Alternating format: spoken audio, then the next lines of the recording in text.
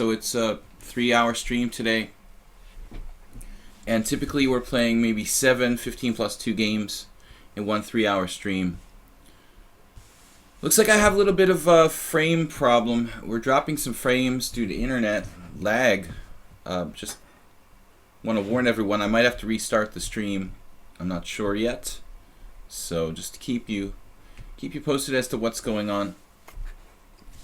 At the moment, it's kind of up and down. Looks like it had some lag, but we might get it to fly after all.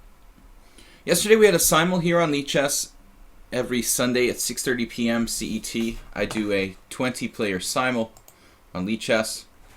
We had a good number of interesting games last night, and did make some blunders toward the end. But overall, I think it was worthwhile with a lot of good fights and complicated games. Certainly yesterday.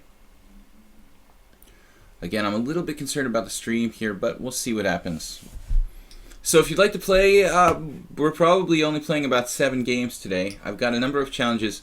Constant Change, 15 plus 2, World Loser, Amir, Emil Skinner. I'm going to just take the challenges in the order that they came.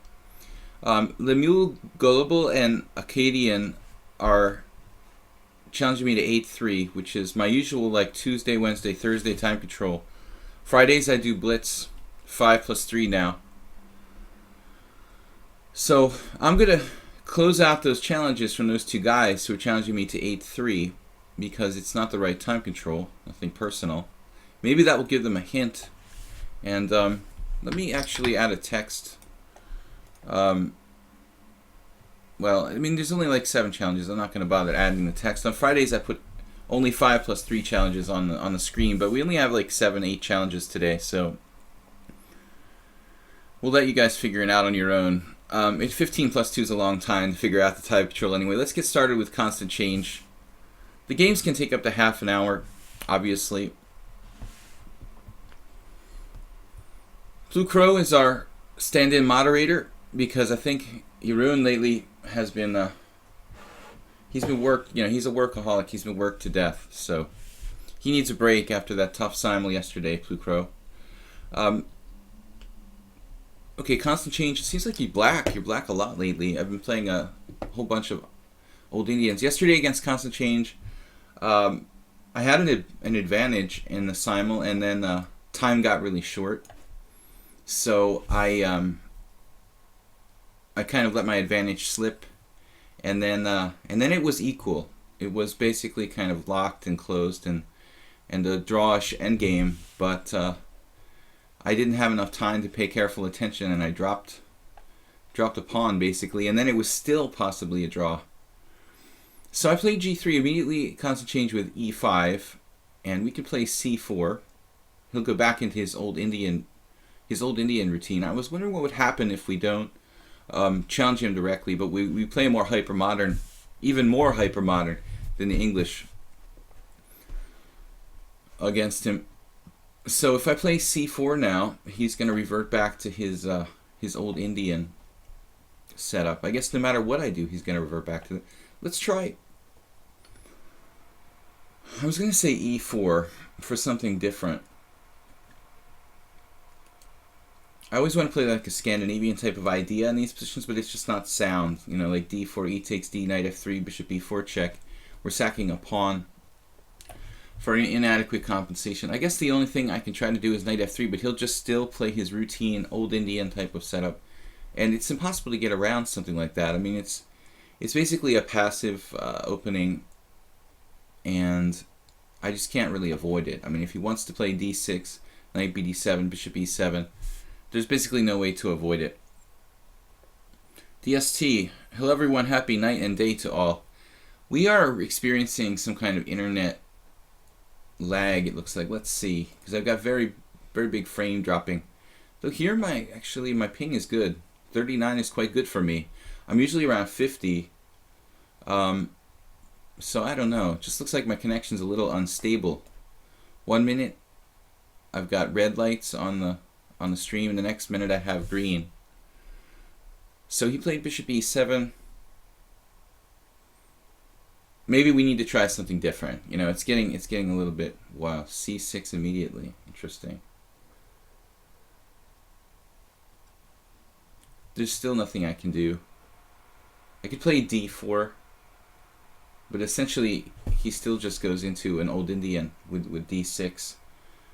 I guess he's been hanging out with the German Grandmaster George Hickel, who played this so much. But that reminds me, I got an email from New in Chess. They're apparently... I'm losing a lot of frames here, guys. Let me know if the stream is down. Your ping is 317. Well, my ping isn't bad, but my ping is good, but my internet is really up and down. Like 1 minute I'm losing a lot of drop frames, and the next minute it's like a green light. So I wanted to try something different here. Maybe d4. I was thinking d4 and e4. He's played c6 fairly early. Is there any way to take advantage of c6 really early? Well, as I played yesterday in the simul, knight f3, d6, c5, and we could revert back to that again. What about the move order here? Can I play anything tricky? Knight f3, d6. Actually, here, knight f3, he can play e4. I have to be careful about that. Here he can play e4, knight f3 because of c6 early. It looks like he's actually changed his move order to enable himself to be able to do that. It's kind of like a c3 Sicilian. It's a passive c3 Sicilian for him, where he's like played bishop e7, committed himself to a passive kind of style of play. Blue Crow, not really. I have 4 seconds. My opponent has 1 second. I get flagged. The stream works fine. It does work fine, but I've dropped a lot of frames, something like 10%. It looks fine now. That's the important thing. So what I was saying, I got an email, a strange email from New in Chess, their promotions. They're apparently having 2 chess cruises, chess tournament cruises. One through the Panama Canal, and I noticed the German Grandmaster George Hickel he's on cruise duty. So this guy is going to these, he's getting paid to play chess on cruises, on cruise ships. Nice job, you know. I remember these chess cruises have happened before. It's a good way to find rich chess students, I guess, for Grandmaster. If people can afford to go on a cruise to play in a chess tournament, they have to have a lot of money. Anyway, so d4, just kind of shooting the shit here. Well, we think of constant change. What are you going to do, constant change? E takes d, queen takes d4, d5 is like a pawn sacrifice, but I can't imagine that sound. And otherwise, you don't want to take on d4. So d6 is sort of forced for black, strategically speaking. I don't see any alternative. I don't know why constant change is thinking so long here. If I lose this game, does he get replaced? You know, I was thinking about an interesting concept though, DST. What do you think about like tag team chess, you know? They have chess, boxing. I think it would be cool to have like teams of 2 people who have to like alternate during the game, you know? Like one player, you know, has to play half the game and the other player has to play the other half of the game. Be kind of a fun way of making chess like a kind of team sport. I don't know, I think that constant change, maybe there's some internet issues here. It's not like him to think so long, and not in an obvious position like this.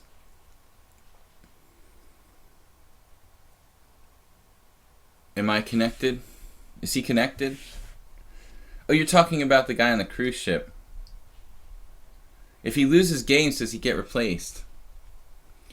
Yeah, well, Hickel, I would imagine, he was like 2600. And this is a guy who always played like G3 and G6 every game.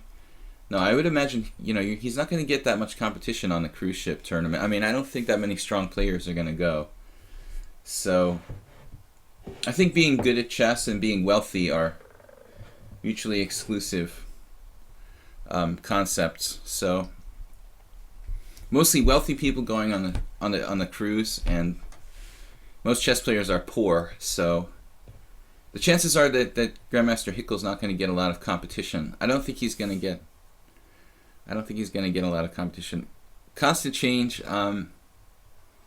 Played bishop e7 after like thinking a long time here, guys. That's pretty weird. What's he thinking about for so long? c5 doesn't really work now. Always think about that pawn trick, but no, it doesn't work in this position. Knight f3, knight bd7 would transpose back to a normal old Indian, but I don't really know what else I can do. You know, you could always do something like d5, but it's quite early, and it seems kind of inflexible for white. So originally I was thinking about trying a new setup with something like e3. Let's go for it. Something to just mix it up, because I'm constantly playing against constant change in the same exact position. Well, chess and poker as well. I mean, you could actually mix those things together. So the idea would be team tournaments, but team tournaments which are like tag teams, where, you know, one player plays half the game and another player, you know, steps in for them. Exactly. As far as I know, I never heard of that being done in a chess setting. Obviously, it would be complicated. You couldn't have the games be, you know, the biggest problem, like you couldn't have the games be rated for any purposes. But actually, I mean, the concept of tag teams isn't totally, or teams is not totally independent from chess history, because of course consultation games historically were played sometimes. You know, you'd have like teams of 2 players playing at the same time. My idea is a little different. Constantly changing, he's constantly playing the same thing. I know, your name is a little bit strange, Constant Change.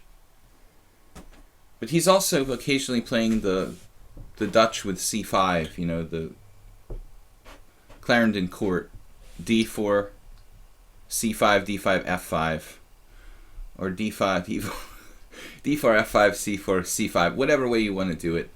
It amounts to the same thing. I like that better for him, but he's quite solid. Yesterday, if you look at the simul game, his opening was fine. So knight bd7 here, you know, that knight is difficult to use in the structure, I think. So I decided to hold off on e4. I've never used this kind of system against him. I'm basically kind of playing like I was playing the Sicilian or something, and just playing a solid structure. Not too ambitious. But actually, I could even consider castling queenside in the structure. You could play like b3, bishop b2, queen c2, and just wait. You know, sit there with h3, maybe g4. Castle long is not out of the question. And the thing is, I mean, I don't play e4, so my bishop on g2 remains kind of useful, and makes it hard for him to do the like typical a6, b5 sort of stuff on the queen side.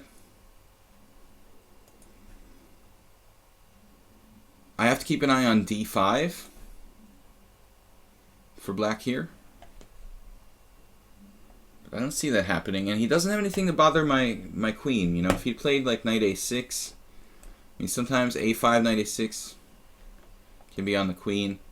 Nothing can hit the queen here. I'm not committing myself to castling kingside yet. I mean, the odds are we'll castle kingside, but we retain flexibility. And now rook e8, the universal old Indian move. And I guess here he's slowly preparing ideas of e4. b3, bishop f8. Here now b3, bishop f8. And for that matter, he could almost do d5 already. Maybe I should just castle. There is rook d1. I wasn't sure I intended to castle so quickly here, but I started to see ideas of black going d5. Let's say I do b3. He could play d5. Actually, I think it's interesting. For example, d5, c takes d5. Hypothetically, if I had played b3 instead of castles, d5, cd5, cd5, knight takes d5, knight takes d5, bishop takes d5, queen a5, check, knight c3, pawn takes pawn, and my position is starting to look really creepy. Maybe just bad. So there is a problem with leaving the king in the center. He might be able to play d5. Of course, you could always live with d5.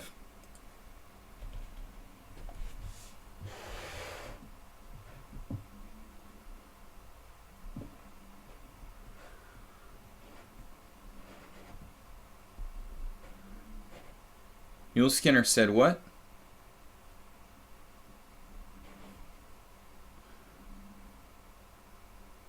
Mule Skinner, you played in your first tournament? E4, E6, B3. For the first time.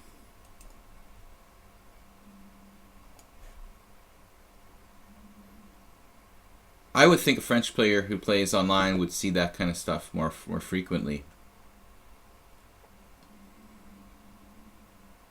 The setup that I'm using here is actually a fairly standard setup against the King's Indian that I found to be very aggravating when I faced it myself many moons ago. A strong, solid player used this setup against me when he was, well, much higher rated, but I remember being black in the King's Indian like this and not knowing what to do, you know. And I've seen some recent games, again, talking about the King's Indian, where the pawn would be on g6, the bishop would be on g7. I mean, I saw a game where Anish Giri, basically, in this kind of structure, just played like pawn takes pawn, you know, because he didn't know what else to do, you know. Just pawn takes pawn against Gelfand. There was a game, Gelfand-Giri. It started as an English opening, became a King's Indian about 6 months ago. I don't remember which tournament it was, but eventually black kind of runs out of ideas, you know. So if you can't play e4 and you can't play on the queen side, he played a6, but he can't play b5 because the diagonal's open. I'm surprised he hasn't played his patented move here.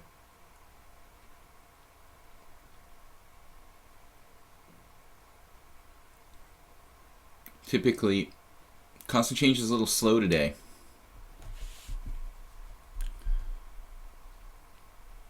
You like the Scando, bro? The Scando, bro?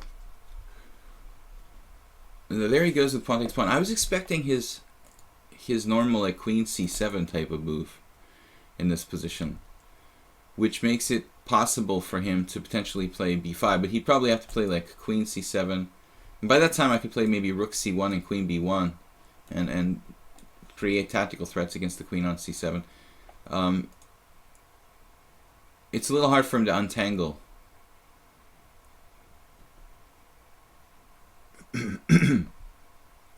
Alright, anyway, in reality, he played pawn takes pawn, and then we have to decide which way to recapture. I like taking with a knight better in this position, so as not to have a weak pawn on d4. He doesn't have an open file. We have pressure on the d line. So structurally, this is usually good for white. It's also hard for him to organize b5.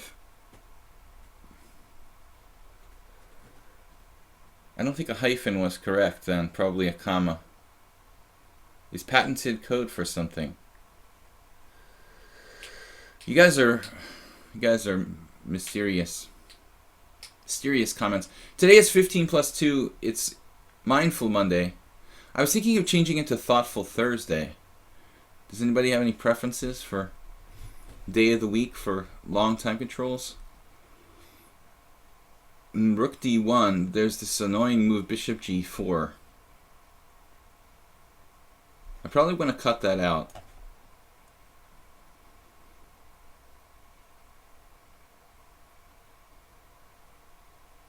There are some drawbacks to this, though. I really wanted to play rook d1, but I'm serious. I mean, this move is kind of aggravating. Like, what do I do? Put my rook on d2. This knight e6 is actually good. No, I don't know. Rook d1, knight takes, rook takes. Some pressure on that pawn. Actually doesn't look bad. But on the other hand, it's pretty solidly defended. I don't really want to trade pieces, but this knight could go to g5, which is a problem.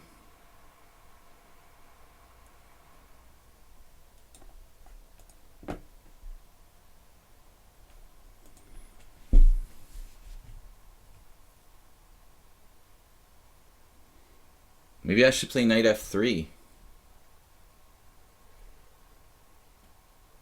Stopping knight g5.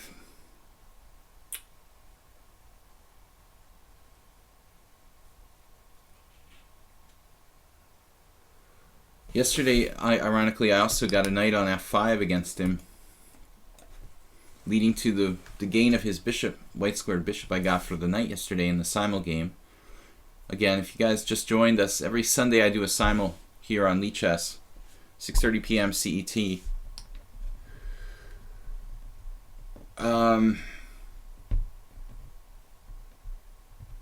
Knight f5, obviously you can play g6 there, though.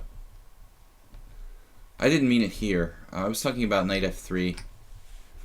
I don't know why I'm talking about knight f5 now. Rook d1, knight g5. Maybe in that position I was talking about knight f5. Rook d1, knight g5, knight f5. It's a little bit scary on the king side. Like g6, knight takes d6, and he starts to have king side threats.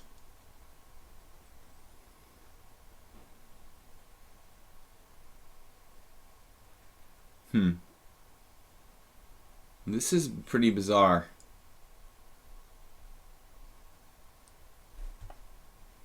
Alright.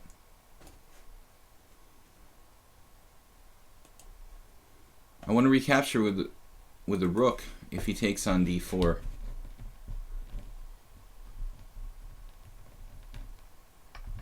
If he plays knight g5, I think he can just play h4 now. Maybe not, though.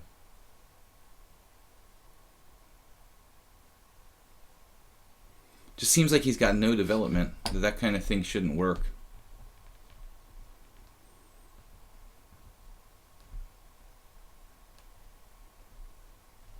I don't trust knight g5 for black here. But he's welcome to try it if he wants to. Just looks like he's neglecting his development. I have just king h2, obviously. Blue Crow, what? Oh, I don't know what you... I'm sorry, I'm not following the conversation there. Knight takes c6 is no good bioliciously. It's not good. It would be trading off my kingside defender, the bishop on g2. Materially, it's okay, but I'd be losing a very important guardian of my kingside. Now, rook b8 looks like... It looks like a very passive move. King h2, universal defensive maneuver. Knight f5. Problem with knight f5 is that I might not be threatening anything.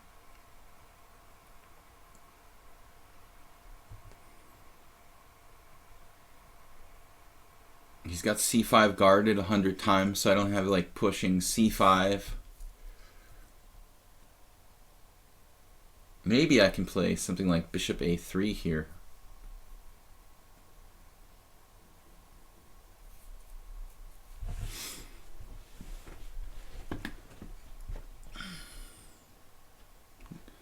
Possible I have knight e4.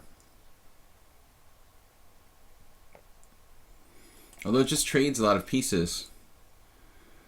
Yeah, that doesn't look right. Knight e4. It trades off a kingside defender, but it leaves me open to attack. I'll preemptively defend h3, taking away this knight g5 momentum. Sorry for that arrow. If I play pawn takes, I really have like virtually nothing in this position. So rook takes is basically forced. We're still not concretely threatening anything. Maybe doubling, tripling on the d file is something serious.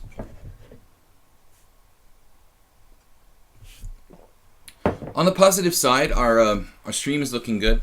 We've got very few drop frames now. Looks like the connection is better. Someone said 94. Maybe in the future. I mean, in general, I like the idea of trading my knight on c3 for his kingside defender. Maybe it will work at some point.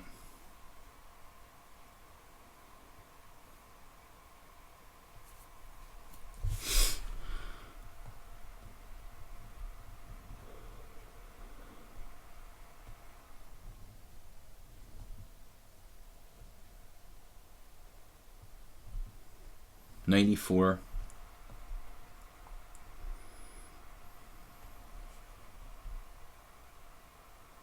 Just doesn't seem like it does a lot at the moment. Rook h4. It's kind of subtle.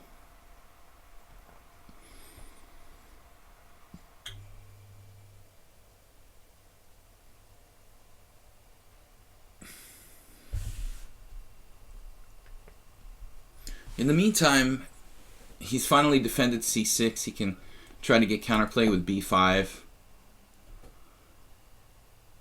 Por ejemplo. I don't know.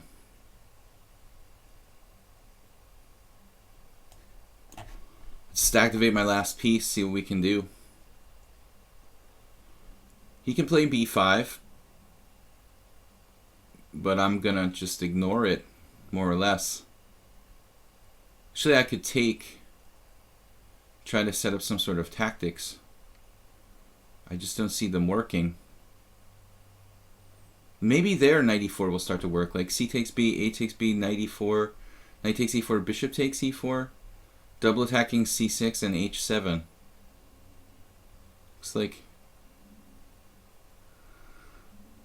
Looks like he's sort of prepared for that.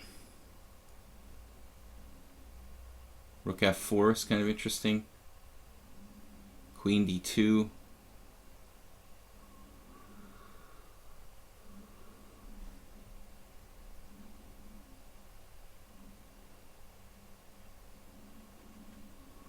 Rook f4 kind of boils down to a cheapo. Maybe I should play a4 actually.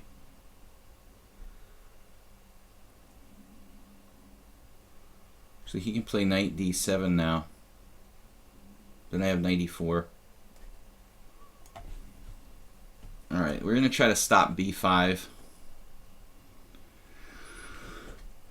For lack of a better plan, trying to crack down on this. But there's some disadvantages. He could switch structures and play a5 now, for example.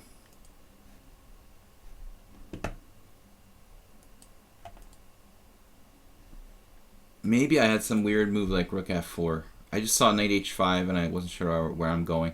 Or just bishop e7 actually is probably the best defense to rook f4. Becoming a blitz game here.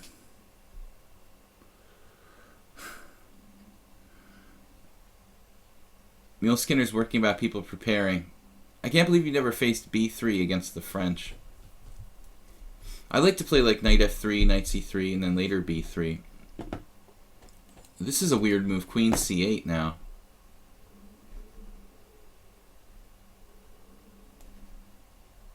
He wanted to play bishop f5 or what? We'll try this. He was worried about his unprotected queen, maybe. I know I spent too much time talking about and worrying about what the other guy was why the other guy didn't play a certain move. Maybe I can play bishop a3. Constant change doesn't seem to have... He's almost 2200, by the way. I'm not sure if he's been over 22 before. He seems slower than usual. Maybe he's finally taking my advice and slowing down. Or getting more comfortable in time pressure. Yeah, bishop e7.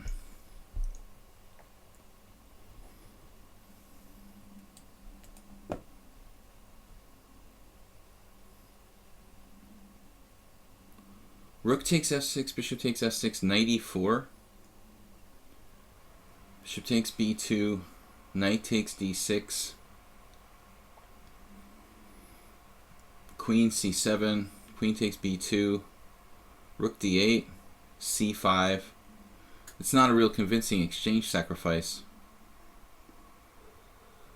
Not a real convincing idea.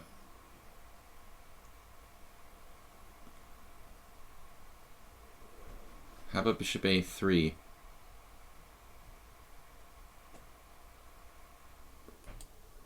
Bishop a3 feels like we're going the wrong direction.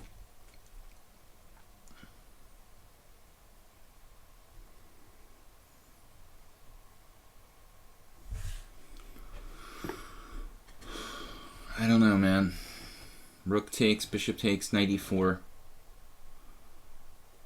Maybe a5. Knight takes. I said queen c7, but that doesn't make sense.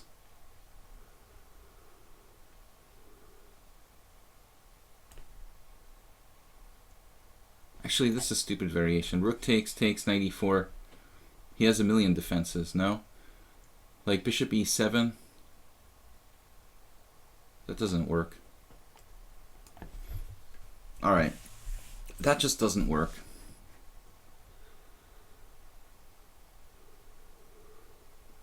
But I think bishop a3 is sort of a stupid move. We're both playing like, wow, this way. Alright, maybe I'm going to go back now. I just don't want my guy to get trapped on f4.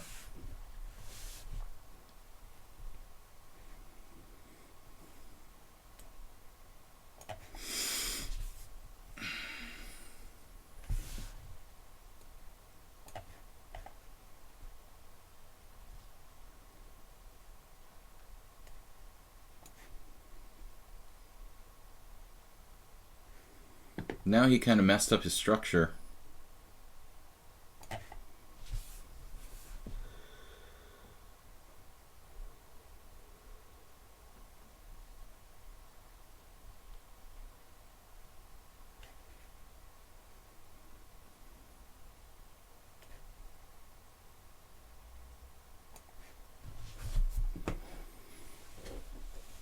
This is better for white. Two bishops. Maybe more important is controlling the open file here. Man. This is excellent defense.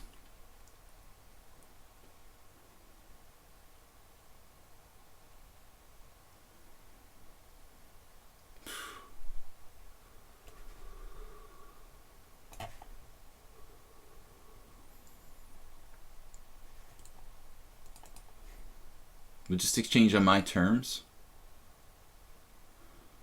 What?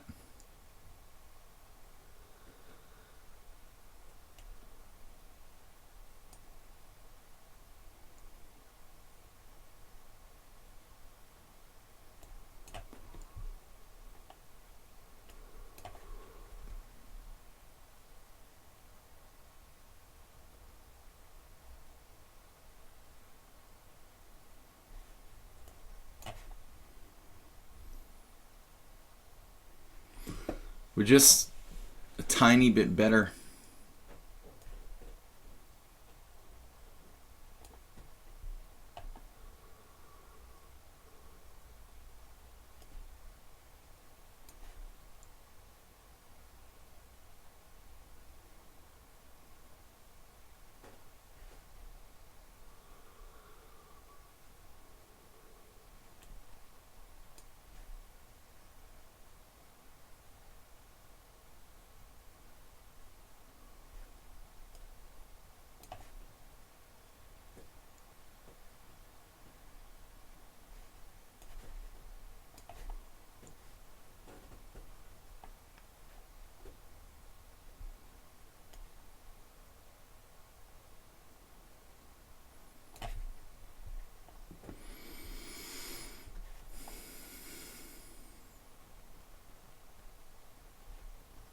going to win a pawn at least here. But he also has to watch out for rook there. So it looks good.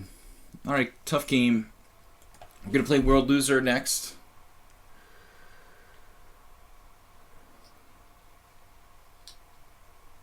Your longest losing streak is 63 games. Consecutive games against me. No. You beat me not that long ago. Mule Skinner, a couple games. Alright guys, let me just get my breath here for a minute. I feel like I haven't been breathing for the last 2 minutes. Blue Crow, are you still online? Okay, you're online. I should add you to my friends list on lichess. Alright. So you are a moderator. Where's my challenges? Actually, you know what? Why don't I have more challenges? Feels like we lost somebody. We have new challenges from FM Alibaba, but this is getting really annoying that I can't hover my mouse over people. Does anybody know about this? Why can't I hover my mouse and get info on people? Actually, Blue Crow, you are on my friends list. You really did disappear there. Alright. I thought something was strange. FM Peter Bosniak is challenging me to casual 15-2.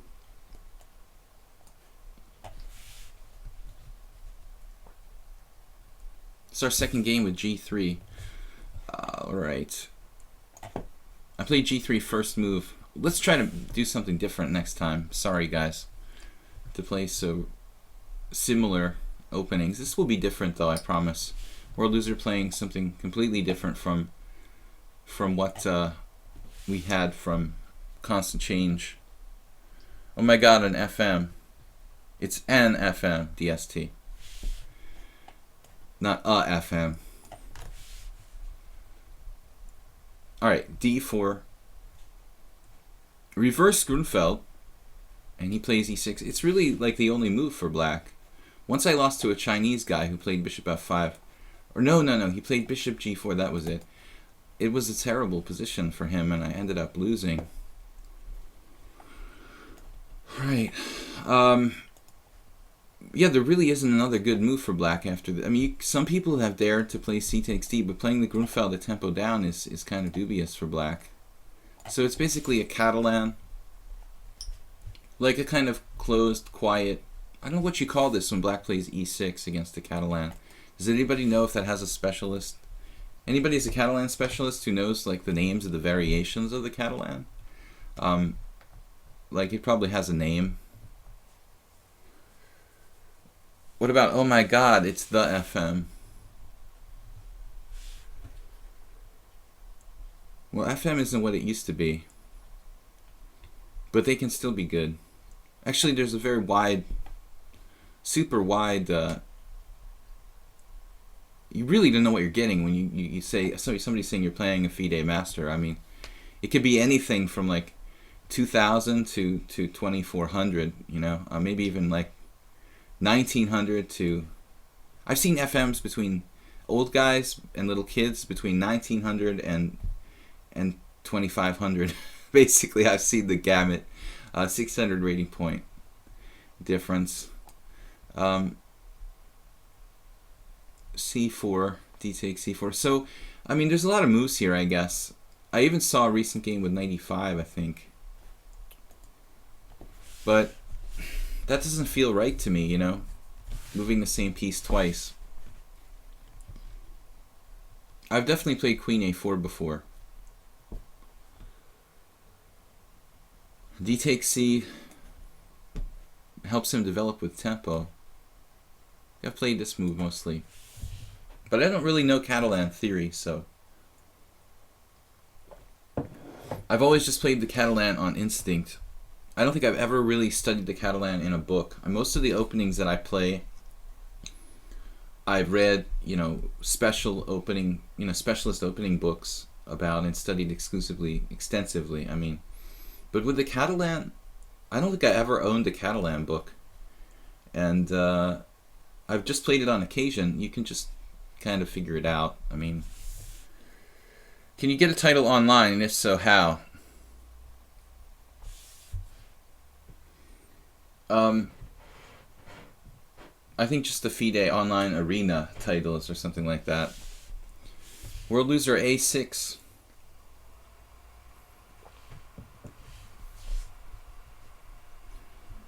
Here now I can take on C5 and play queen takes C4.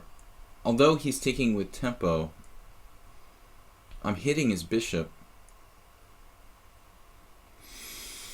And then it tucks back on A7 though. So kind of makes sense. But what about knight E5? Isn't that a problem? Knight E5 here. Yeah, actually, looks like he's walking into knight E5, just flat walking into it.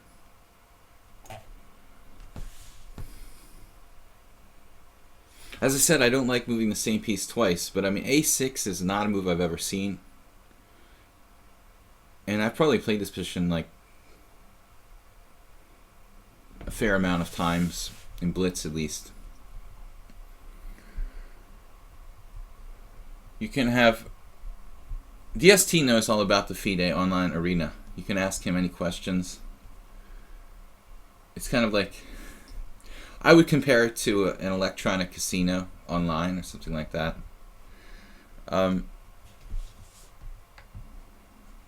95.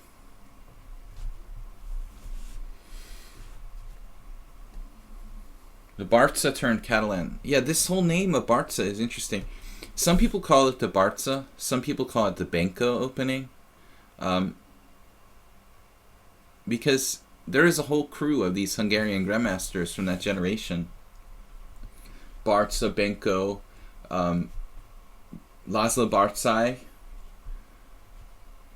Laszlo Vadaj. All these guys who are around like basically 80 years old now. We're all part of this generation, I guess, who kind of like shared a lot of sort of similar openings. If they're 80 now, and it's 2017, they're in their prime like 50 years ago. So let's say around 1970. Players who are in their prime, Hungarian grandmasters in their prime around 1970, were very big on G3. Okay, so knight c6, right. So the thing is, though, I mean, I'm going to pick up on c4 at some point, right?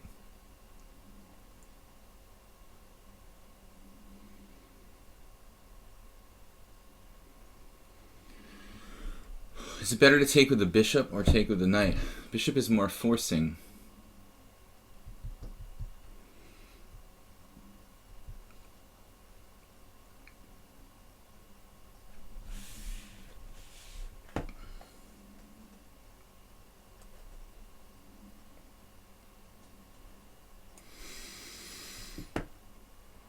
This a6 move should be a really important loss of time for black here.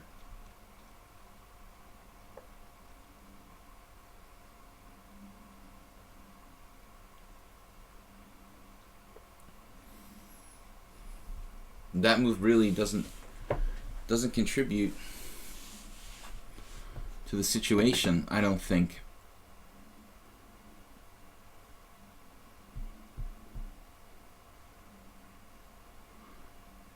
You know, you could take with the knight on d7. Then he plays like knight takes d7.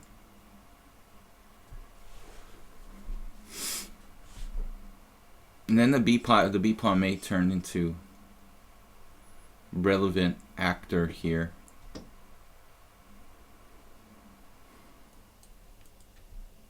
Bishop takes c6, bishop takes c6, knight takes c6.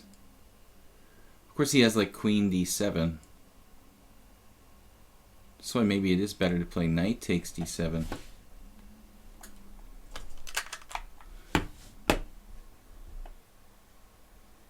You could take on d7 also.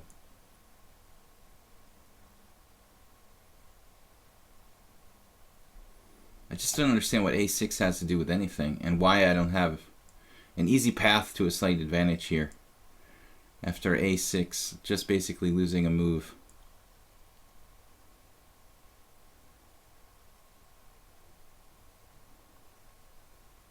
Oh, I see. Knight takes c6. What's he gonna do? Like queen b6 or something? No, I have tricks. Knight takes c6, queen c8.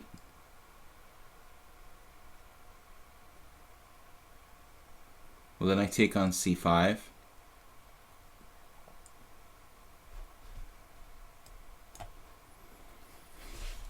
I don't know.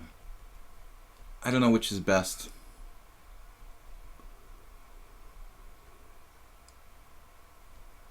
I mean, it should be a way for white to get a slight advantage here.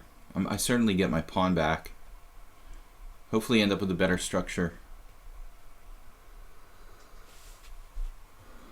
BFT Joe, I think you're exaggerating a little bit with resigning, dude. But if you take with bishop, he plays b5. No. No, he's losing a piece.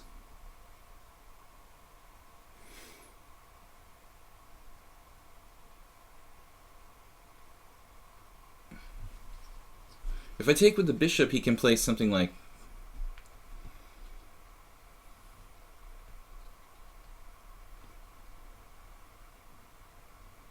Well, he has to take back with the pawn. Actually, no. I was thinking... I remember now. Bishop takes, knight takes, queen d7. That's what I wasn't sure about there. A queen c8 is kind of a weird move. Alright, I guess we just take back on c5. Take on c5 here.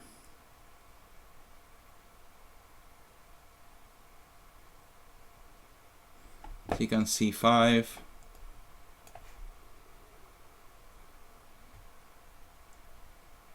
We're up a piece momentarily.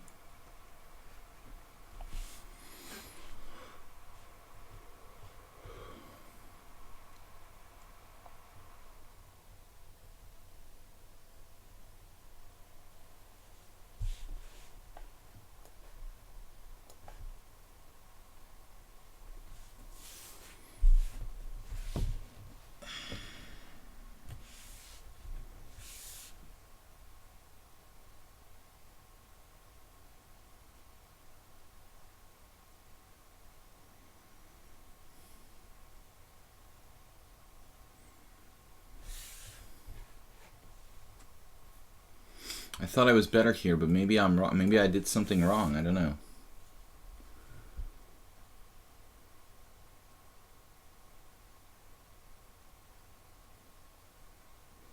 I guess we just have to play knight d2. Yeah, but we should be better somehow. Let's see, knight d2. It's not much, though. Bishop e3, knight g4, bishop d4, e5. That doesn't look great at first, but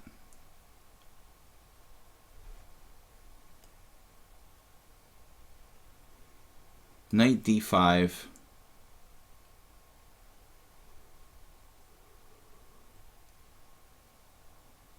Bishop e3, knight d5.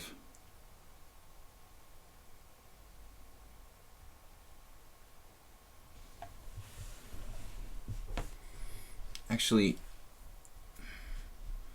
he also has rook b8 at some point.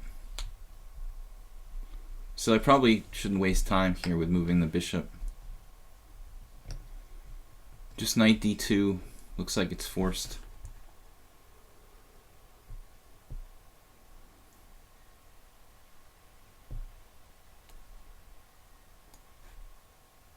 We don't have too much. But it's amazing how fast he can play.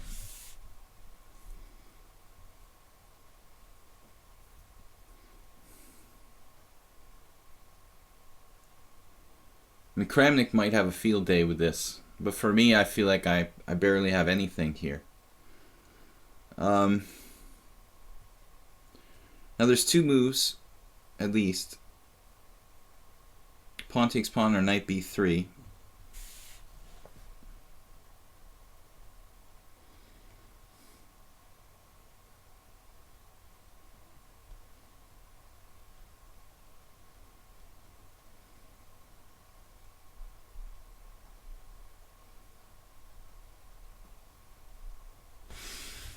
guess we have to take... Again, this is like a Kramnik type of position where what looks like nothing might be more than nothing. Some kind of microscopic advantage for white, it looks like. Could play knight c4 with a good outpost.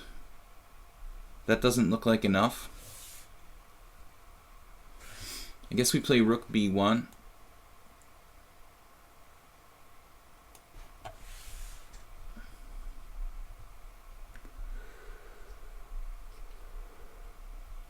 Online wiki, rook d1, something like that instead, very possible. Maybe knight e5 was a mistake. But against, no, you can't. I mean, I don't think you can do that against b5, man. You can't allow b5 just like that. I could have taken on c5, perhaps, and taken on c4, but it didn't look very inspiring. So we have basically no advantage. He's only used 4 minutes for the whole game.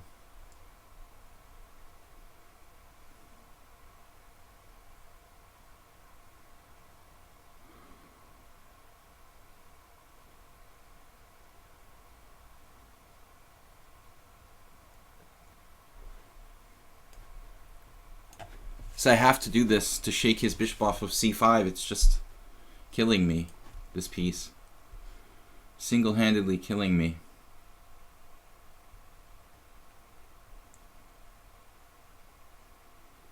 But I think this is fully equal for black. Looks like he's just fully equal. He's active. He's just too active here for me to have an advantage.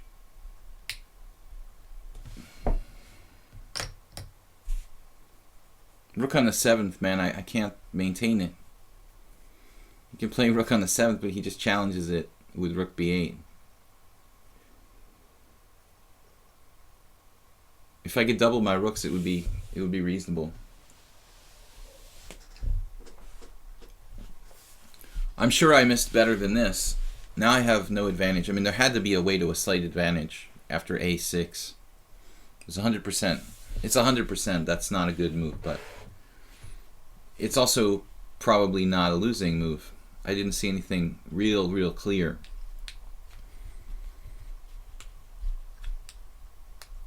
Against my old friend Alexander Wojtkiewicz, it would be plus minus already. He was such a great Catalan player.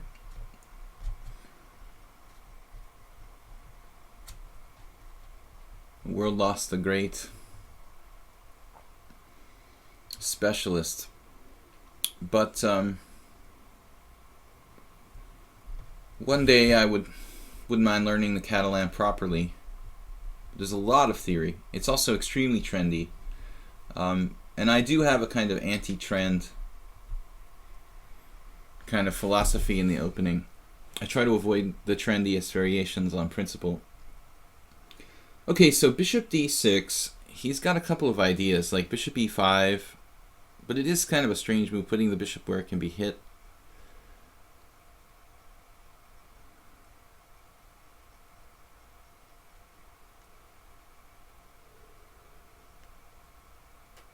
Looks like he wants to play bishop e5 and knight d5, knight e4. All these ideas of attacking this pawn on c3. I was afraid of bishop a7, honestly, which was more active than bishop d6. I'm fairly certain that's a better move. Now what? Knight a5?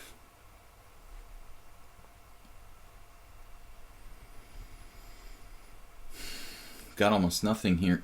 Knight d5's coming. Maybe I should play c4. I don't know. Which is more important, the square or the pawn? Where to put my dark squared bishop here? He's threatening knight e4. Which is it's very easy to underestimate that, you know, as a threat.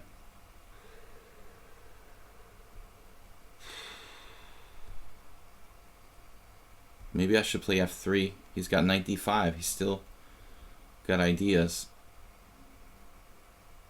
f3 is weakening. I'm running out of time. Excuse me. So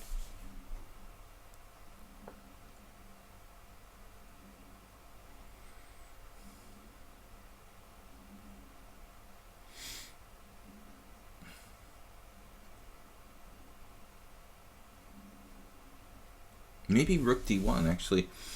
He goes bishop e5.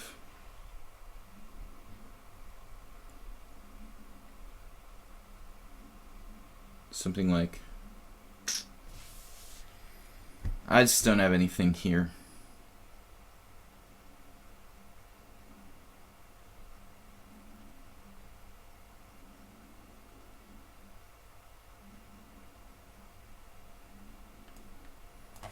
We're just going to play blitz.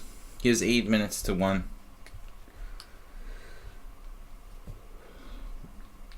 Most days I'm playing 8-3 challenges, blitz and classical chess here. But Mondays we're doing 15 plus 2. Fridays we're doing 5 plus 3, only blitz. And Wednesdays is Weird Wednesday. We play unusual openings, especially stuff that I wouldn't normally play. This game was a total fail for me. Our opponent avoiding disaster after the suspicious a6 in the opening.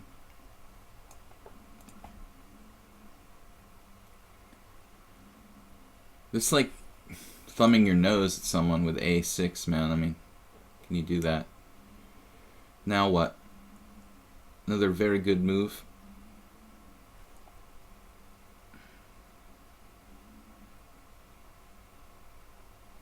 I think we're more or less okay here.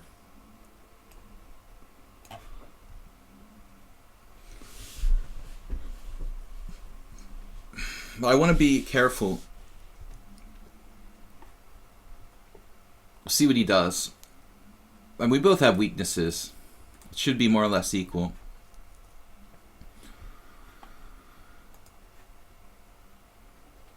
So we can play bishop anywhere. Bishop f4. But bishop d2, I thought this move makes some sense. It stops rook b4. It also, you know, I could play bishop e1 here.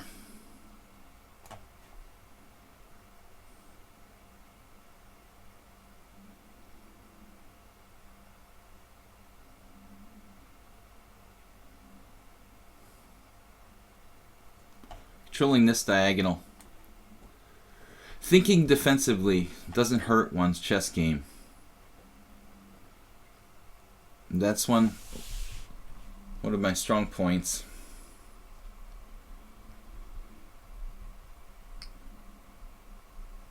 I mean, either side could easily drop a pawn here and potentially lose the game. With those isolated pawns, I mean, it's kind of an accident waiting to happen for both sides.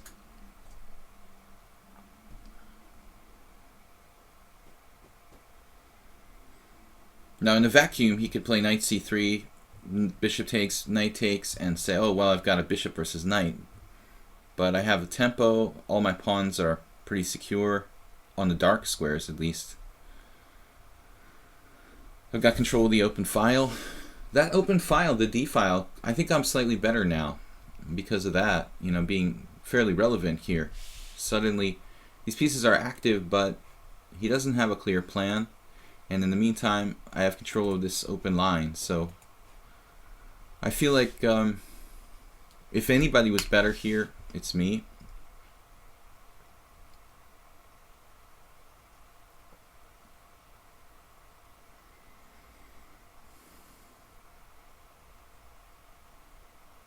That's an excellent move.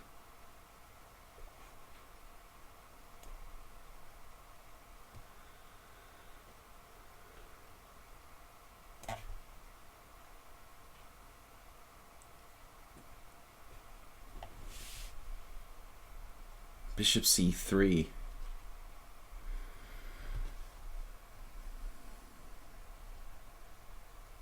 Right, now he's basically more or less equal. Just enough counterplay for black. Just enough.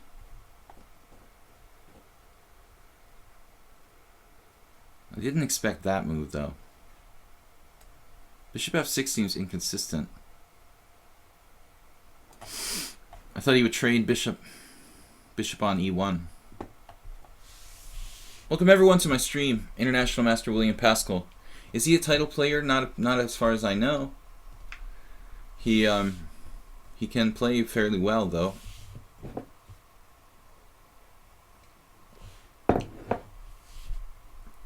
World loser? He can play fairly well. I don't know. I put him around 2100 as far as ELO rating. I would say he's around 2100 ELO rating. I really don't know, if he has a rating or not.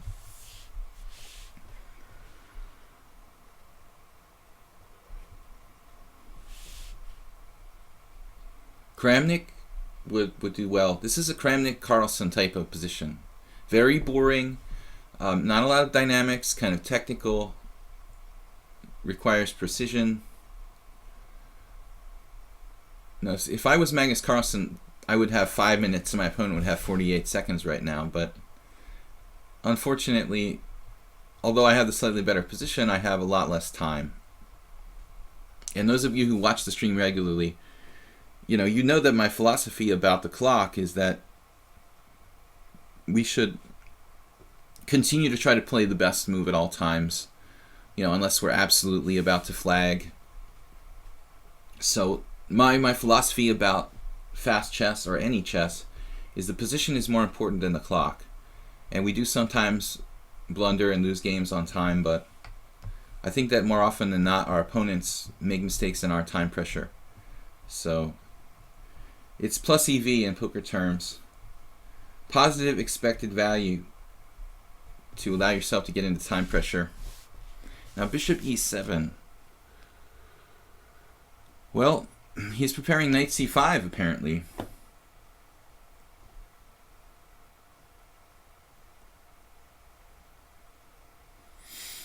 I have knight a5.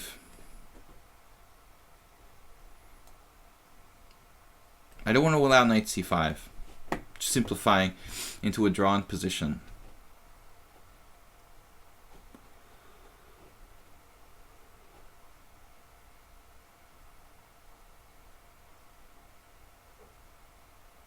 Someone was talking about the 7th rank earlier.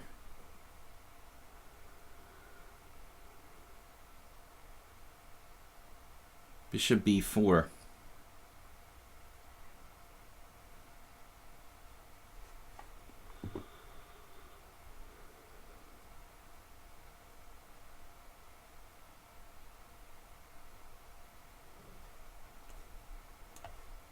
Just about to lose on time. Where does this guy come up with these moves?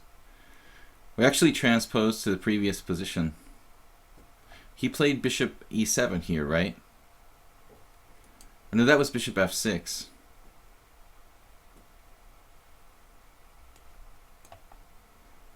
Okay, I just have no time.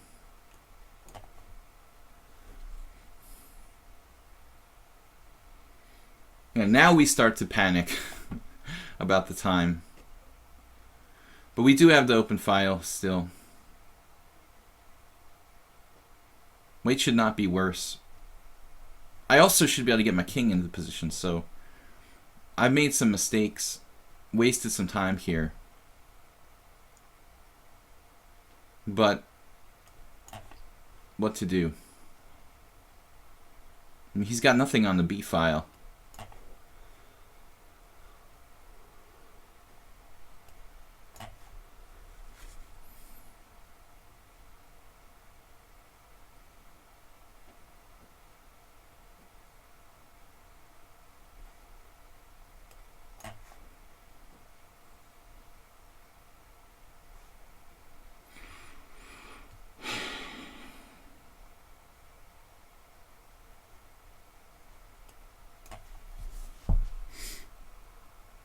How can this guy play so fast?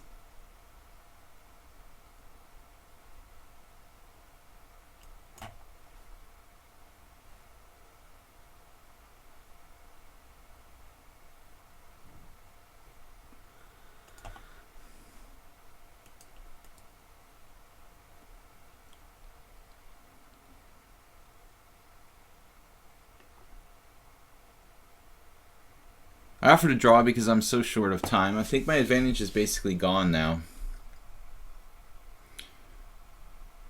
He could be slightly better. Doesn't really seem likely though, objectively. I mean, it's about equal. We were better before. All right. Analysis board. Let's take a look here. A6 was a very, very weird move. If we look here in the, it's never been played. It's weird. I mean, it's never been played. I'm supposed to take on C5 and then play knight e5. That's strange. It's kind of counterintuitive though. According to the engine, take on C5 and help him develop his pieces.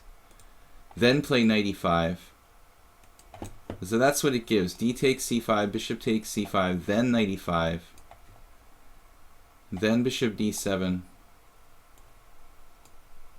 and then some really weird. This way I just am guaranteed to end up with a better pawn structure. White is almost a tiny advantage, just a tiny advantage here as well. If something like knight takes, he has queen b6. The computer was looking at this. I mean, this is strange, you know, for a move that looks... And check out World Loser's game, dude. 11 center pawn loss. No inaccuracies, no mistakes, no blunders. 0. I mean, that's incredible, dude. You played a perfect game. No inaccuracies, no mistakes, no blunders. So I think it was interesting that queen c8, best move. Yeah. Best move. Best move. This is the best I had. Computer wants to play bishop e3, but I was unconvinced by this. Alright guys, I don't know. He was a tiny bit better at the end. It's been a while since I played someone who played a perfect game against me. Look at the 10th move. I already started a new game. Alright guys. So Amir.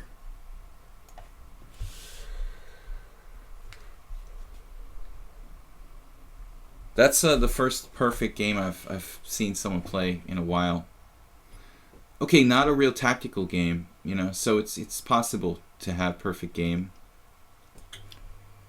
I guess a perfect game is technically 0 center pawn loss, but I've never seen that happen. I think the lowest I've seen is about 6. How about you guys? World Loser had 11.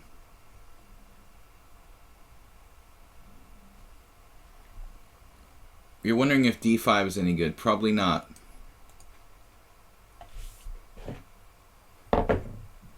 Short answer is probably not. My old friend from Ireland, this international master Mark Quinn, actually played knight a5, I remember, in a tournament. It's kind of an interesting idea. You know, there's some logic to it, you know, because you're going to play a6 for free, which is a move that's useful in the Sicilian. You know, you're going to get a free move, essentially.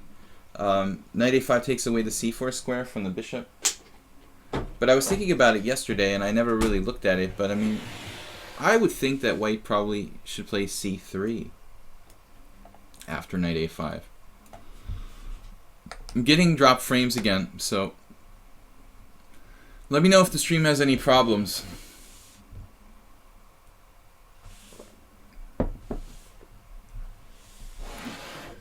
Tangra84 said, if the board returns to a previous position twice, regardless of how many moves in between, isn't that automatic stalemate? No. You have to have threefold repetition. It's a rule in tournament chess. If you repeat the same position 3 times, then a draw can be claimed.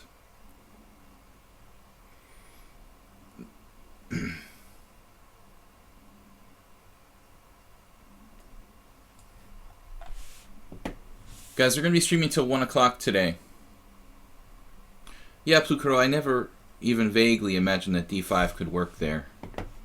I don't really have time to talk about it, but I think there were little slightly more accurate moves I could have played here and there, but basically World Loser made one weird move in the opening, which wasn't that bad, and other than that, like, played perfectly. Okay, so this variation, I don't know why. I encountered this a lot, like people playing bishop b5, either against the Richter Rouser or in the Richter Rouser, or just like he did here, you know. They just develop the bishop b5 and then pretend like it's a normal Sicilian. After d4, c takes d4, the normal continuation is queen takes d4, Amir. That's called the checkover variation. I sometimes have a tendency to call it the Moscow variation, but I'm not sure if that's correct. But it's definitely named after the player checkover. Okay, knight takes d4 now. I prefer e6. I've played a lot of games already. For a variation that's not really theoretical, there's an awful lot of people on lichess who play this position. Yeah, we're going to be streaming for another hour and 48 minutes, basically. Yeah, again, the automatic bishop g5. For some reason, everyone gravitates to this. But now we're into the Richter variation of the Richter Rouser. And the only player I've ever met who played it is a Hungarian international master who lives a few blocks from me, Lengil Bela. He's had some health problems. He's about 65, maybe older. He used to be quite active here in Budapest, but now he's kind of ill. He played it quite a bit with white. These variations, bishop b5, bishop g5. It's just moving the pieces, no pawn moves. That's something that I think that players have learned by playing computers. Because, like, real chess involves using the pawns too. A lot of players have learned the game playing against their computer or whatever, and the computers tend to be afraid to make pawn weaknesses. So we see a lot of players trying to imitate that, and consequently not really learning how to use pawns. Like here, Amir typically, like a lot of people, just making no pawn moves.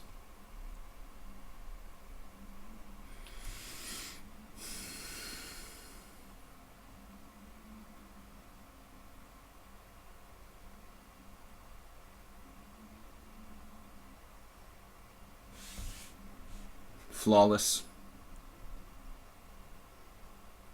Now I can hover over people's names. Before it wasn't working. 1600 in Blitz, 1800 Classical.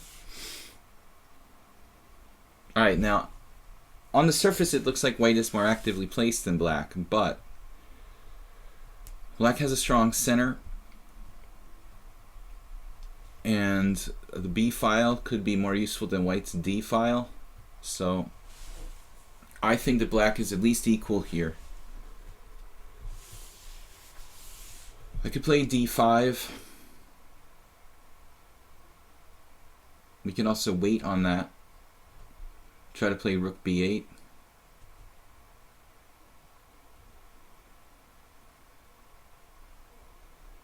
You could play something like knight d7 maybe, but it looks a little bit passive. There are some problems actually. Knight d7, take, rook d1. And then d5 doesn't work because he has pins on my queen. At some moment he can play e5, actually break up my pawn structure. Alright, let's play rook b8.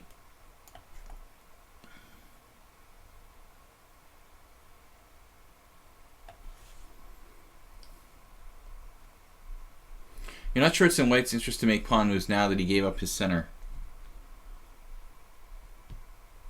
Well, I mean, I wouldn't define it as giving up his center.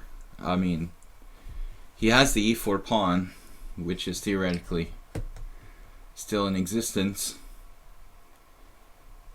I wouldn't say he gave up his center. I'd say he strengthened my center.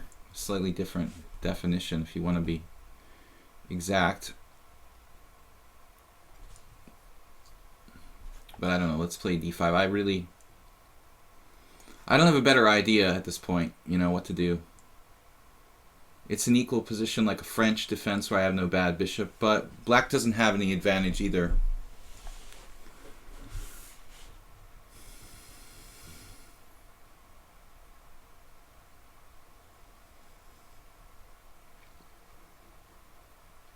But this puts the question to white. You know, if he plays e5, which he might have to, I mean, I don't know if he can maintain the tension here forever at some point.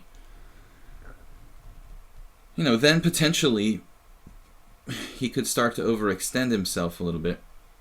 Potentially. You know, I'm not saying he overextended himself. I'm just saying the potential exists for white to become overextended in this position because of this pawn on e5. But so far it looks about equal.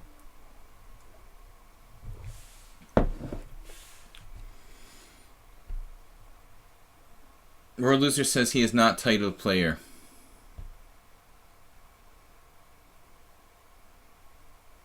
But he plays damn well for someone who's not a titled player. 0 center pawn loss. But again, it wasn't a tactical position. So it wasn't easy to make huge outright blunders in that position. Fairly reasonable to have 0 center pawn loss. I mean, 0 mistakes. Nobody had 0 center pawn loss, but some positions are much more complicated than others. Yesterday my simul had like tons of games that were really, really complicated. There's no way anybody's going to have like no mistakes, no inaccuracies, and no blunders in a very, very complicated position. You know, then you can be sure that someone was getting assistance from a computer or something. If it's the King's Gambit and pieces are all over the place, and your opponent didn't have any mistakes, inaccuracies, then you can be sure they were cheating.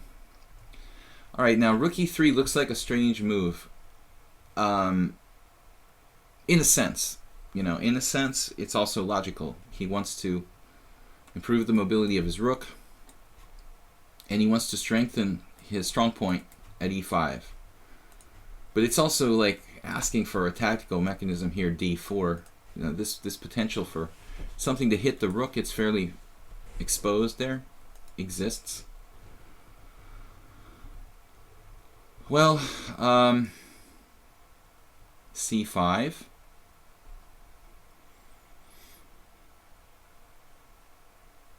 c5, knight b5.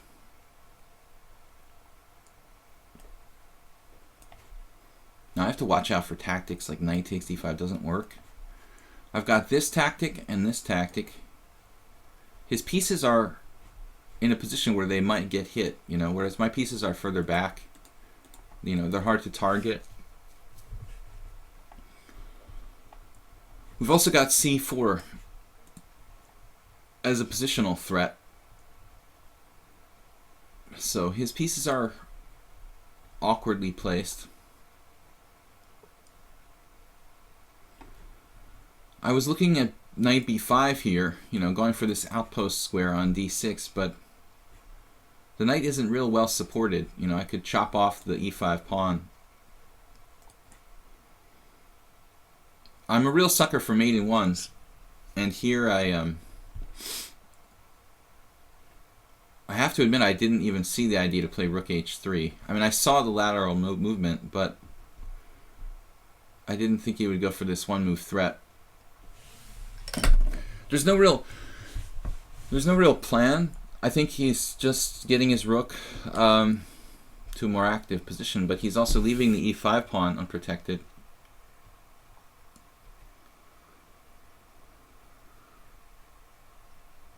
We could potentially have f6 at some point, but I need to think about whether it's better to play g6 or h6 here. You know, in general, h6 weakens less squares than g6.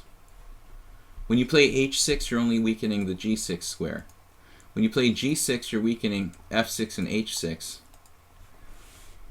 Remember, I once saw FIDE Master David Grigo, 2500 plus USCF, explaining this to a beginner. And it was like, cool, you know. Very strong players, sometimes think in very simple terms. So FIDE Masters vary in strength wildly. You can have a David Grigo who's like 25, 30 USCF, or you can have some old dude who's like, or little kid who got the title by some kind of weird FIDE rule. So FIDE Master, you never know what you're going to get. Rook H3. Yesterday I played a FIDE Master, actually, who used to be about 2300, but he's getting old. Okay, Rook H3. That's another topic of conversation. Getting old in chess. I think it has different effects on different people. And I think it's also related to what your style is as a chess player. I think that a strategic player should age better than a tactician. I don't know which way to go here. H6. H6 is less weakening. Let's take that advice. You know, the Smyslavs of the world, the Karpovs, should technically maintain their strength. But Karpov, surprisingly, he plays very weakly now whenever he does like a exhibition match or something. I think in Karpov's case, it was just a matter of like, you know, losing his, you know, getting out of practice, basically. Karpov doesn't really take chess seriously anymore. And other players who play constantly into old age, you know, still maintain their strength with a style like Karpov. But Korchnoi was the most amazing player because he had a very aggressive style, very sharp style of play, and at the same time he was able to maintain his longevity very, very far into his career. So here, Amir is playing for one-move threats too much. You know, I think without a real plan. He's trying to play rook takes h6, obviously, but that's not a plan. You know, a one-move threat does not a plan make. But unfortunately, I don't really see a great defense. I could play king h8 or something like that. Maybe it's the best move. I can also force a trade of queens with queen g5.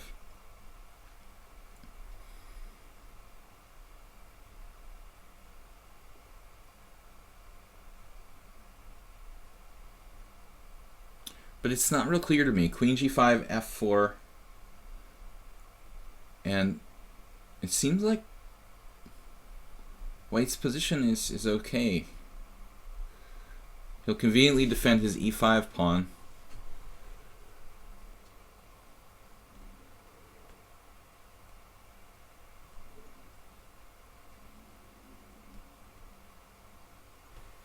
Still, this seems like the safest. Safety first, that's my motto. This rook and queen are oddly placed here. I was thinking about f4, queen g6. But I started to have second thoughts about it. He moves his queen and then... Still, it's interesting. Queen g6 opening up the f file for counterplay. If he takes on g6,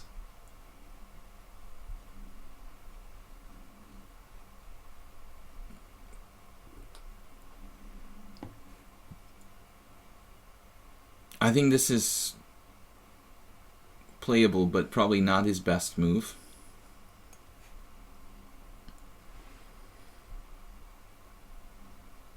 Nimzovician.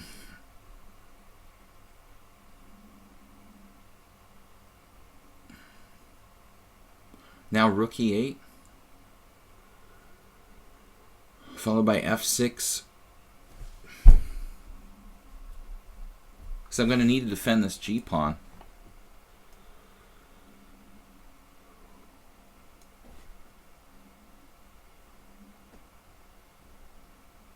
It looks about equal. Though I like black's structure a little bit better. Because we have 2 pawn islands and the bigger pawn island. This pawn island here. This pawn island. Though I think I just blundered. Oops. Well, actually, I didn't have a better move. Okay. I didn't blunder. It was just a blunder the previous move. So actually, his plan was better than I thought. Wow. Look at this. Yeah, I forgot. Now I'm worse. And he missed it. F4, H4. Amir there. You're just winning. You're basically just winning after H4, F4.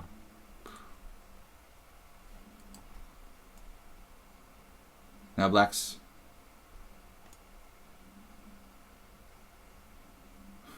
winning with D4, man. I'm really out of it. Black's not winning with D4. Or is he? This has been a really bad game by me. Sloppy calculation. I didn't see. Queen G5 was just a blunder. I didn't see queen takes G5, simply takes. Rook E1. Actually, it wasn't a blunder, but I have to be very precise, maybe. After queen takes G5, H takes G5, Rook E1, I guess I had to play Rook B4 here.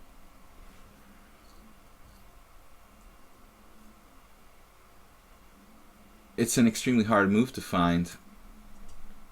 Rook B4. So that if Rook G3, I have G4. That was my second, actually that was my second highest ranked candidate move. I'm not even sure if it's good. It probably is good. Good enough for black. Right now 95 and I win in exchange. I'm not sure how much compensation he has here. Looks like he has potentially some. Hopefully not enough. Amir's playing too much for one move threats. Need to plan out a little bit more.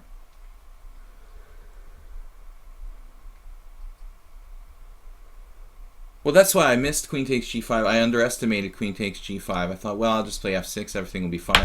But I forgot my king was pinned. Oh well, one under the table. One of my poker chips that I play with.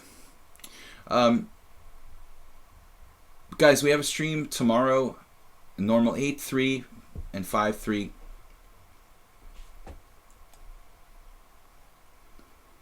Anything between 5-3 and 8-3 tomorrow. Normal blitz stream. And now he's got a little bit of compensation. This is actually not so easy for me. Alright, we have to batten down the hatches and work hard again. King G7.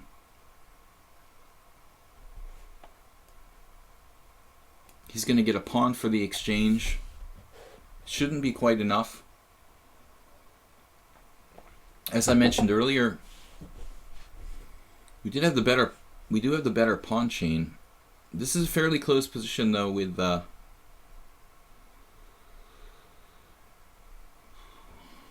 make sure everything's okay here. It's got a strong knight outpost on E4. Maybe I shouldn't play E5. I'm going to need to play it at some point though. He's got one pawn for the exchange. It shouldn't be enough in general, but since it's hard for me to use the open line, we should be able to take over the C file, you know, and that probably should win the game. And he forks.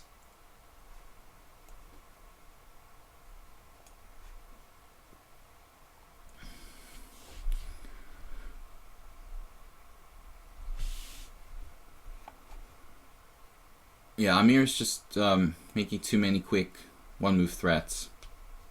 He has potential, but plays too quickly without really planning what he's going to do. So his general sense is good, but he needs to concretely calculate more. Here he lost a piece because he didn't calculate. So that is that.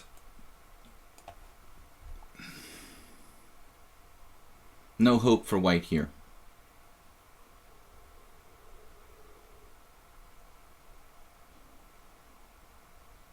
I'm just thinking about the best way to expedite this.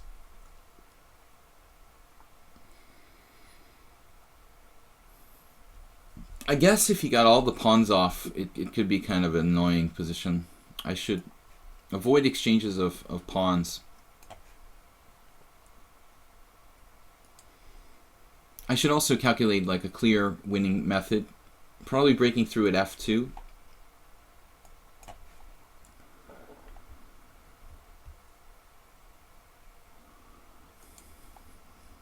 Another winning method is winning this pawn. Maybe that's the way to do it. Yeah. Winning this pawn. Yeah, it was a good move to keep that pawn on the board for me. We don't really need anything else, I guess. At the end of the day, just is, right? Just this pawn. This is going to win it. That's the best way to make forward progress. I don't have to go out of my way to give a material back either. Thus king f5. And we're gonna queen this pawn. Guys, we're dropping frames again. Rook b4 is an engine move. Well, it's just a natural move. I mean, anytime you play with an open b file in the Sicilian. Someone plays knight takes c6. And am I gonna mate myself here? Anytime someone plays, I'm gonna mate myself. Knight takes c6, b takes c6 in the Sicilian defense. If you're talking about an experienced player who's played the Sicilian all their life, Rook b4 is like at the top of the agenda, basically. He's got counterplay, but it's too slow. Now here I think I should err on the side of caution with my king. Not to get trapped on some crazy square like e4, f4. We got our rooks optimally placed. Rook behind passed pawn. The other one's active.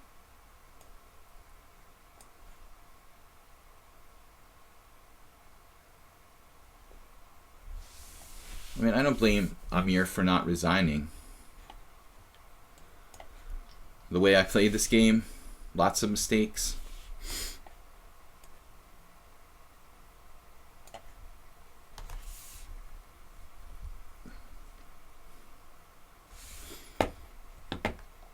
We got you covered.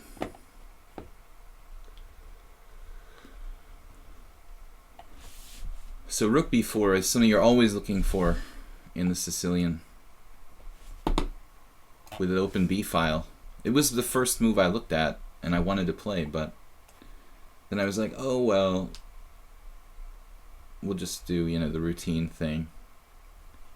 Alright. Yeah, I mean, this was just lost for me. If we look here for a second, I'm just losing a pawn for nothing. He actually following some random game, but it's more or less equal. And around here,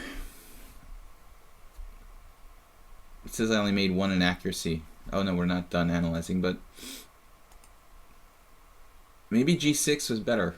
I did play h6. Okay, queen g3. Computer plays my move. Wow, queen g5. Right, we expected f4, but then he played queen takes g5, h takes g5, and then I was surprised. So I expected rook g3, and he played rook e1. But in this position, it's looking like... I thought rook b4 here. The computer says rook c8.